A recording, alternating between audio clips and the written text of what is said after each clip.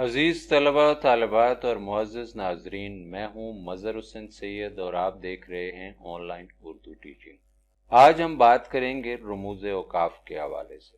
سب سے پہلے تو ایک عام غلطی جو اس حوالے سے پائی جاتی ہے کہ لوگ رموز اوقاف کو رموز و اوقاف پڑھتے ہیں، جو کہ سراسر غلط ہے۔ یہ بات میں نے بہت سارے پڑھے لکھے لوگوں میں بھی دیکھی ہے اور کچھ کتابوں میں بھی باقاعدہ طور پر رموز و اوقاف لکھا ہوا دیکھا ہے، جو کہ غلط ہے، اس سے بچنا چاہیے۔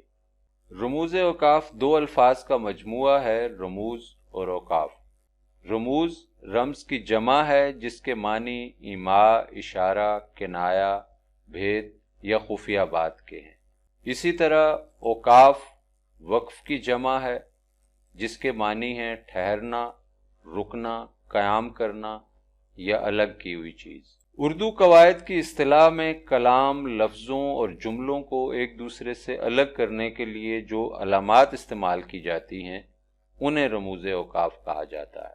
اگر ہم رموز اوقاف کی اہمیت کی بات کریں تو تحریر میں اس کی اہمیت سے انکار نہیں کیا جا سکتا۔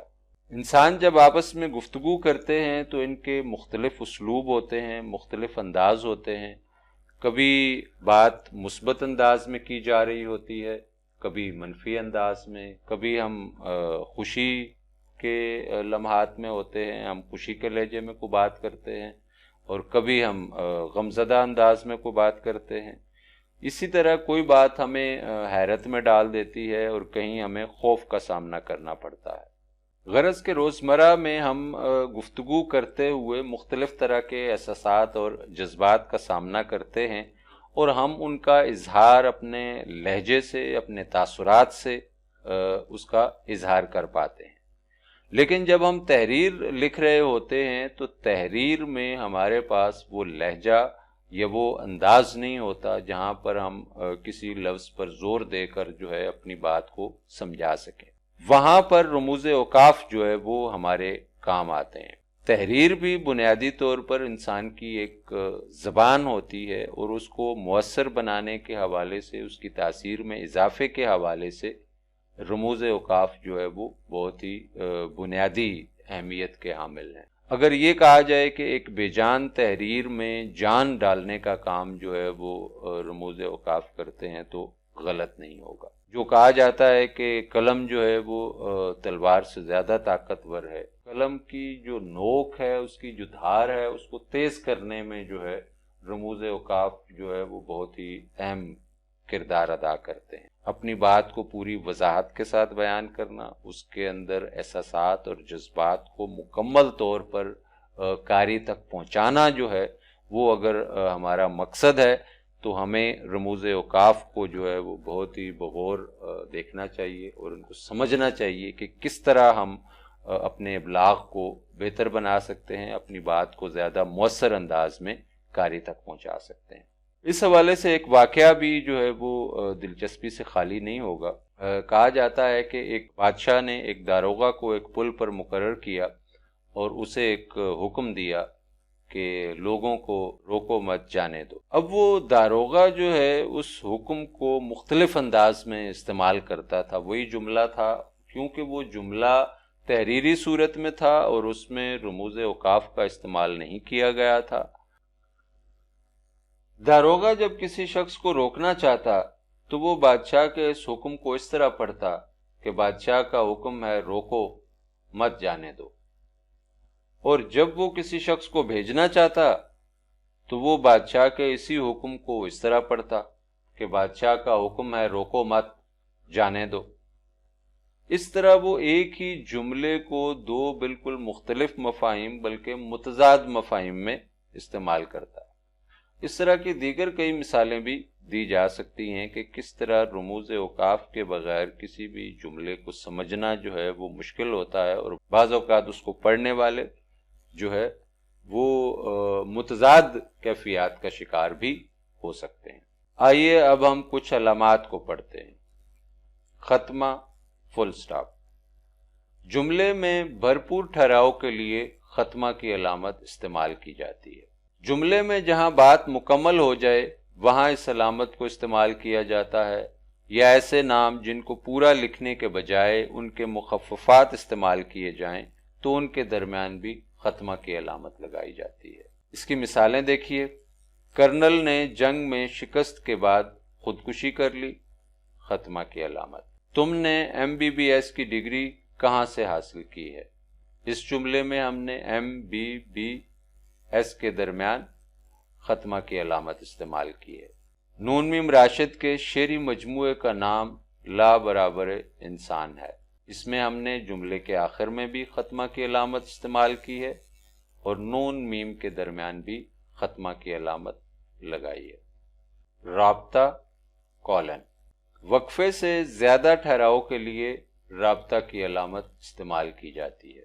کسی مقولے یا کہاوت کو بیان کرنا ہو تو تمہیدی جملے کے بعد اس علامت کو استعمال کیا جاتا ہے، یا دو ایسے جملے جو ایک دوسرے کی ضد ہوں لیکن وہ مل کر جملہ مکمل کریں تو ان کے درمیان یہ علامت استعمال ہوتی ہے۔ اس کی مثالیں دیکھیے۔ بقول شاعر، آدمی کو صاحب کردار ہونا چاہیے، بقول شاعر کے بعد ہم نے رابطہ کی علامت استعمال کی ہے۔ سچ ہے، وقت ایک انمول سرمایہ ہے، سچ ہے کے بعد ہم نے رابطہ کی علامت لگائی ہے۔ آپ صلی اللہ علیہ وآلہ وسلم نے فرمایا، نماز دین کا ستون ہے، ہم نے آپ نے فرمایا کے بعد رابطہ کی علامت استعمال کی ہے۔ اگلی علامت دیکھیے، سکتہ کوما۔ جملے میں سب سے کم ٹھہراؤ کے لیے جو علامت استعمال کی جاتی ہے اسے سکتہ کہتے ہیں۔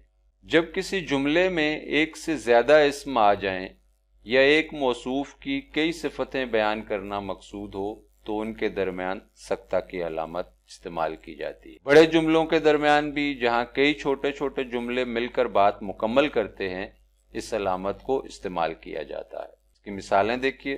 وہ بازار سے سبزیاں، پھل، دالیں اور گوشت لایا۔ یہاں ہم نے سبزیاں، پھل، دالیں کے درمیان جو ہے سکتہ کی علامت استعمال کی۔ علی، احمد، وحید اور شکیل ایک جماعت میں پڑھتے ہیں، علی، احمد اور وحید کے درمیان سکتہ کی علامت۔ اے ماؤں، بہنوں، بیٹیوں، قوموں کی عزت تم سے ہے۔ یہاں ہم نے ماؤں، بہنوں اور بیٹیوں کے درمیان سکتہ کی علامت استعمال کی ہے۔ اگلی علامت ہے سوالیہ یا استفہامیہ، کوسچن مارک۔ ایسے تمام جملے جن میں کسی چیز کے بارے میں پوچھا جائے یا سوال کیا جائے تو ان کے آخر میں یہ علامت استعمال کی جاتی ہے۔ مثالیں دیکھیے۔ آج کا میچ کس ٹیم نے جیتا؟ سوالیہ کی علامت۔ کیا آپ امتحان کے لیے تیار ہیں؟ سوالیہ کی علامت۔ جان ایلیا کی کتاب کا نام کیا ہے؟ سوالیہ کی علامت۔ وقفہ، سیمی کولن۔ جملے میں سکتے سے زیادہ ٹھہراؤ کے لیے وقفہ کی علامت استعمال کی جاتی ہے۔ جملے کے لمبے لمبے اجزاء کو الگ کرنے کے لیے وقفہ کی علامت استعمال کی جاتی ہے۔ جہاں سکتے سے زیادہ رکنا مقصود ہو وہاں یہ علامت استعمال ہوتی ہے۔ اب آپ اس کی مثالیں دیکھیے۔ پاکستان ایک خوبصورت ملک ہے، اس کے لوگ بہت زیادہ بہادر ہیں، اس کے 4 صوبے ہیں، ہر صوبے کی ثقافت الگ ہے۔